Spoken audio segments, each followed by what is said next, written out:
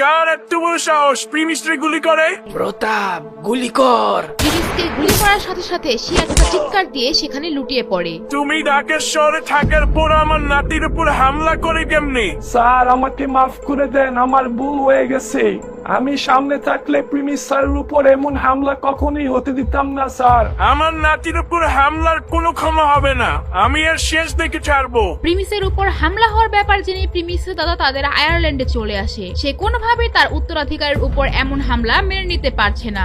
এইদিকে প্রিমিস তার দ্বীপে ঘুরতে থাকা অবস্থায় কিছু মেয়ের সাথে ঝামেলা হয় এবং যখন মেয়েগুলো প্রিমিসের আসল পরিচয় জানতে পারে তারা ভয়ে কাঁপতে থাকে। প্রিমিসের সাথে খারাপ আচরণের প্রতিশোধ হিসেবে প্রিমিস একটা প্ল্যান করে, তাই সে তার ভাই নিশানকে তখন বলে, আচ্ছা নিশান, তোমার কি মনে আছে আমাদের এই আয়ারল্যান্ডের মধ্যে আমাদের ওয়ার্কার ও তাদের ফ্যামিলি মেম্বার্সরা থাকতো? প্রায় 1000-এর মতো মানুষ থাকতো, তোমার কি মনে আছে? হ্যাঁ ভাইয়া, হ্যাঁ আমার মনে আছে। তারা কত বছর ধরে আমাদের এই দ্বীপে আছে তাই না? তাদের বাচ্চারাও এখানে থাকে, ওরা এখন সেখানে খেলে আমাদের মতো। আচ্ছা ঠিক আছে, তাহলে তুমি এই মেয়েগুলাকে বলো ওই আমাদের যে ওয়ার্কার গুলো আছে তাদের বাসায় যে খাটের চাদর গুলো আছে না, ওইগুলা ধুয়ে পরিষ্কার করতে বলো। আমার মনে হয় প্রায় 200 থেকে 300 চাদর হবে, এগুলা ওদেরকে ধুয়ে দিতে বলো, তাহলেই হবে। প্রিমিস এটা বলে মেয়েগুলোর দিকে দেখছিল। যখনই প্রিমিস এটা বলে তাদের চেহারা একদম কালো হয়ে যায়। তাদের বিশ্বাসই হচ্ছিল না যে প্রিমিস খাটের কথা এর জন্য বলেছে। সবগুলা মেয়ে হতাশ হয়ে একজন আরেকজনের দিকে দেখছিল।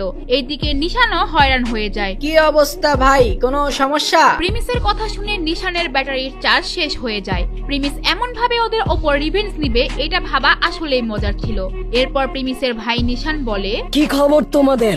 ভাইয়া এটা বললে সেটাতে কি তোমাদের কোনো সমস্যা আছে? সমস্যা না থাকে তাড়াতাড়ি যাও, চাদর তোমার কাজে লেগে পড়ো। এরপর সবগুলো মেয়ে মন খারাপ করে সেখান থেকে চলে যায়। প্রিমিসের এই কাণ্ড দেখে তার ছোট ভাই নিশান অনেক মজা পায়। কি কান্দাই না করলা ভাইয়া, আমি তো পুরো অবাক হয়ে গেছি।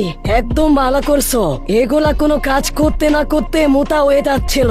ভালো করছো ওদের কাজে লাগাইয়া। আচ্ছা নিশান, ফ্যামিলিতে যে গরিবী পরীক্ষা হয়েছিল না, মনে আছে তোমার?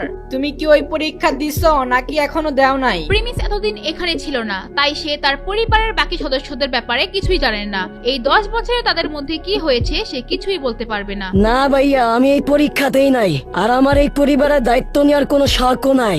যখন তুমি ফিউচারে পরিবারের দায়িত্ব নিবা তুমি শুধু আমার খেয়াল রেখো, তাইলেই হবে। এরপর নিশান রাধিকার সাথে দেখা করার জন্য জেদ করে এবং প্রিমিস যখনই রাধিকার সাথে তাকে দেখা করাতে নিয়ে যাবে তখনই রাহাত সাহেব সেখানে উপস্থিত হয় আর বলে, প্রিমিস স্যার, নিশান স্যার, আপনাদের দাদা আসছে আয়ারল্যান্ডের মধ্যে। উনি আপনাদের দুজনের সাথে মিট করতে চায়। উনি আপনাদের দুজনের জন্য রেস্টুরেন্টের মধ্যে